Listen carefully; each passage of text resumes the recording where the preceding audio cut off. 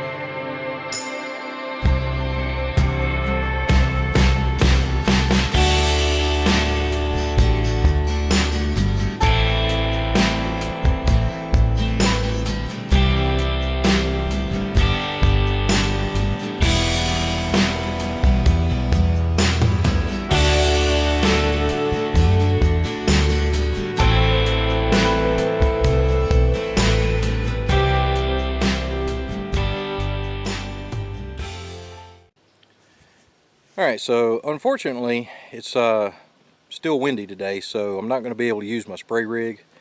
I kind of feel like if I use a spray rig, I'm going to get overspray on everything. So I've been brushing it, and that's a lot slower than the spray. So what I did was I went ahead and I painted from the peak down to the top of the windows, and then the rest of that I can reach just standing on the roof. I don't really have to have the lift. And since it's late afternoon now, I'm going to go ahead and switch around to the other side of the house and try and get that done on the other side as well. And even if I don't get to finish the roof this weekend, I'll at least have everything that I need to lift for finished. So let's go ahead and see about jumping around to the other side and getting started on it.